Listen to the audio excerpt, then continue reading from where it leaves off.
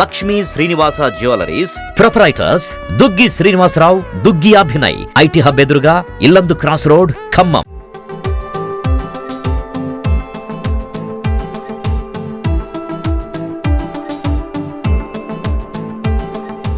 Welcome to Khammam Suman TV. ఈ రోజు మనం ఖమ్మం బస్ స్టాండ్ లో ఉన్నాము. టీజీఎస్ ఆర్టీసీ వాళ్ళు ఖమ్మంలోని ఆధ్యాత్మిక భక్తుల కోసం ఒక ప్రత్యేక కార్యక్రమానికి నాంది పలికారు. సో దానికి సంబంధించిన వివరాలను మన ఖమ్మం ఆర్ఎం సరీరామ్ గారిని అడిగి తెలుసుకుందాం. పదండి. నమస్తే సార్, మీరు ఇక్కడికి వచ్చిన కానించి కొత్త కొత్త ప్యాకేజీలు అన్ని తీసుకొస్తున్నారు. భక్తుల కోసం యాదగిరిగుట్ట ప్యాకేజ్ అనేది రీసెంట్ గా స్టార్ట్ చేశారు. అది చాలా విజయవంతమైంది. నెక్స్ట్ భక్తుల కోసం ఇంకొన్ని తీర్థయాత్రలకి ప్లాన్ చేస్తున్నారని తెలిసింది. సో దానికి సంబంధించిన వివరాలను మా సుమన్ టీవీ ప్రేక్షకులకి తెలియజేయండి. యాక్చువల్లీ మనం గత మాసం జూన్ నెలలో 27వ తారీఖు నుండి దెన్ అంటే కార్పొరేట్ లెవెల్లో కూడా దెన్ టూర్ ప్యాకేజ్ ప్లాన్ చేయాలనే ఉద్దేశంతో మేము కూడా ఇక్కడ ఏంటంటే డిపో మేనేజర్స్ 7 డిపోల్లో ఉన్న డిపో మేనేజర్స్ మరియు వివిఓస్ అంటే మన విలేజ్ బస్ ఆఫీసర్స్ అని మా ఎంప్లాయీసే ఉంటారు.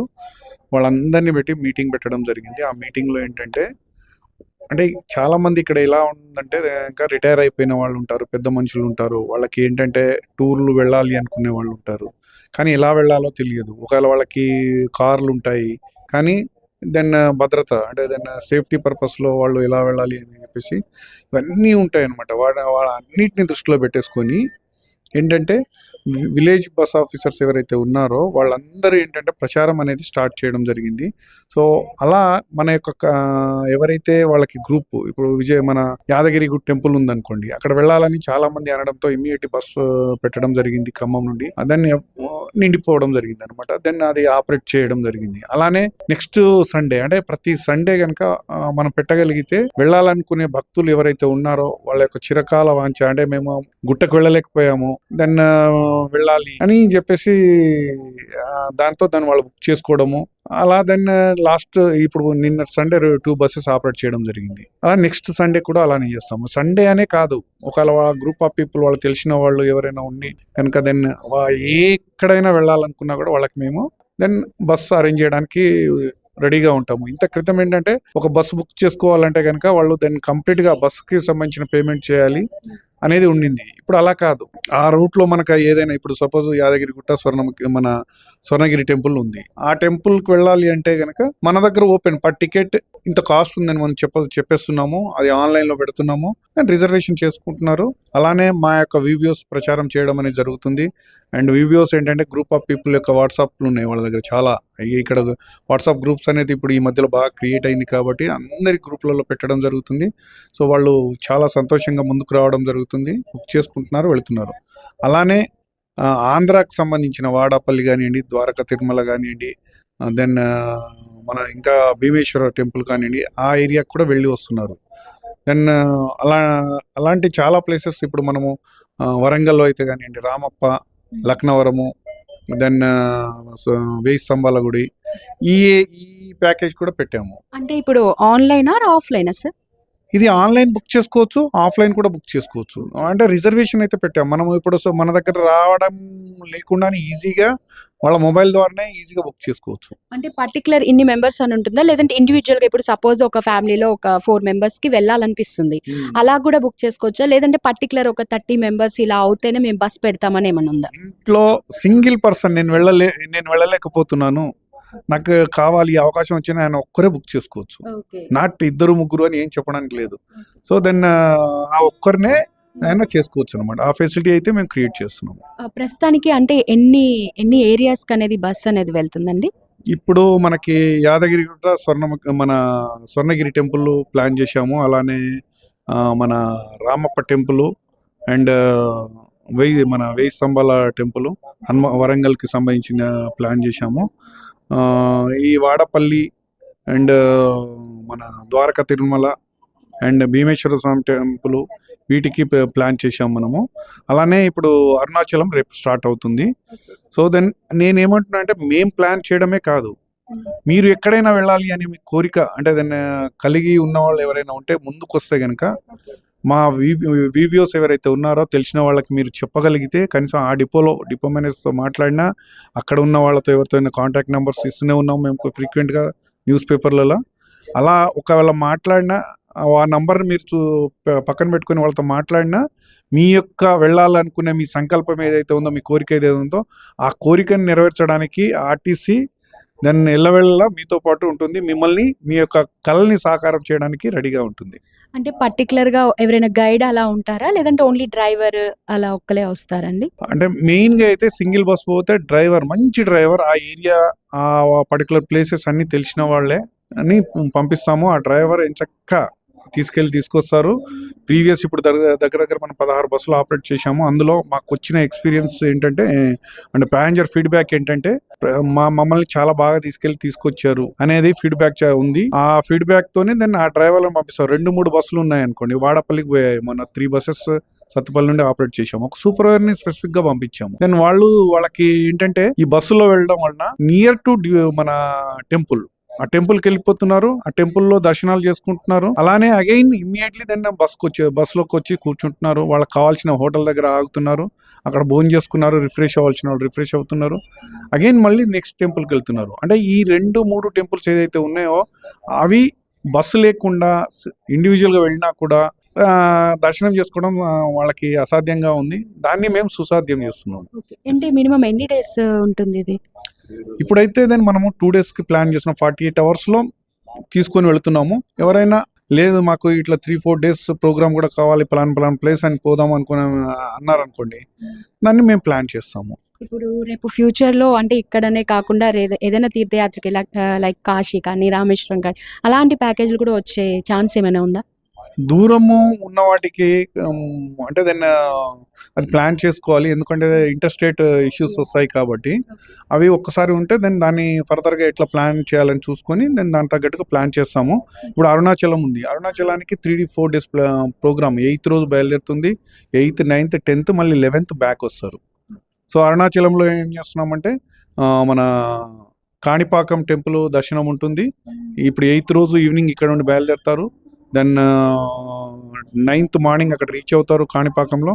అక్కడ దర్శనం చేసుకున్న తర్వాత 9th ఈవినింగ్ కల్లా దెన్ అరుణాచలానికి వెళ్ళిపోతారు. నైట్ హాల్ట్ అక్కడనే చేసుకుంటారు.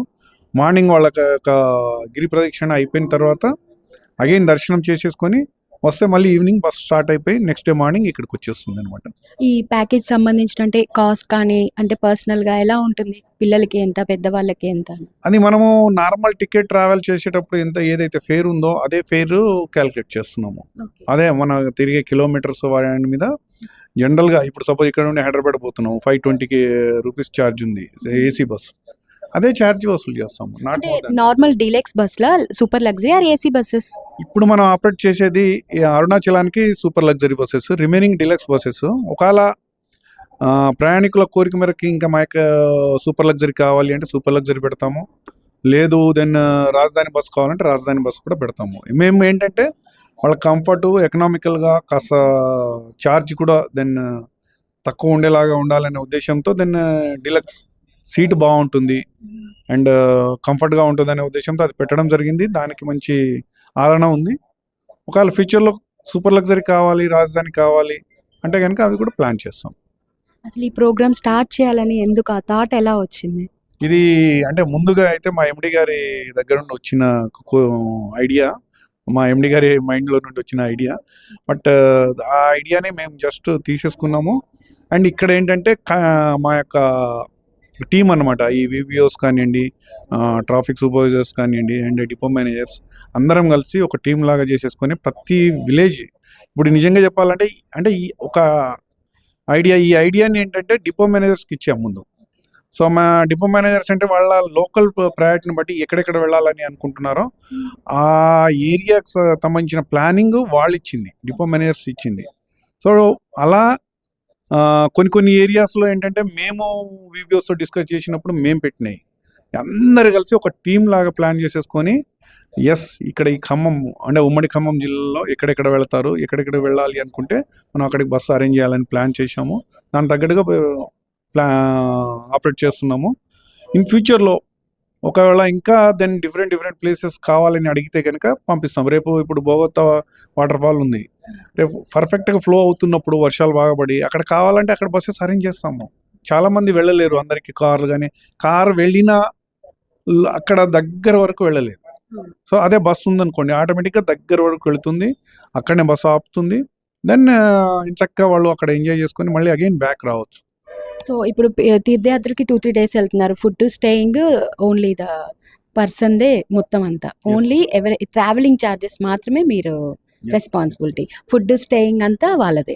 ఎస్, ఫుడ్ అంతా వాళ్ళదే, స్టేయింగ్ అంతా వాళ్ళదే. కాకపోతే ఏంటంటే వాళ్ళకి ప్రొటెక్టెడ్ లాగా ఓకే. తెలిసిన ప్లేసెస్కి పెట్టి ఇది చేయడం జరుగుతుంది. Okay sir. ఇప్పుడు మనకి ప్రెజెంట్ సర్వీసెస్ ఉన్నాయి కదా! అవి ఏ టైంలో ఉన్నాయి? ఎలాంటి డేస్‌లో ఉన్నాయి? అంటే లైక్ వీకెండ్సా? లేదంటే వీక్ డేస్‌లోనా?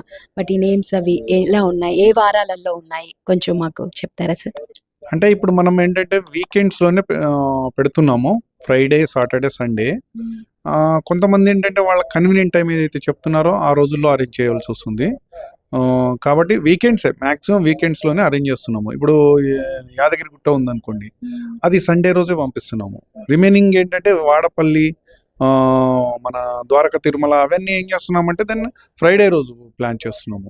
అలా వాళ్ళకి ఇప్పుడు మన ప్యాసింజర్స్ వాళ్ళకి ఏదైనా స్పెసిఫిక్ డేస్ కావాలంటే ఆ రోజు కూడా ప్లాన్ చేస్తున్నాం. అంటే పర్టిక్యులర్ టైమింగ్స్ ఏమైనా ఉన్నాయా? ఏ టైంకి స్టార్ట్ అవుతుంది బస్ అనేది?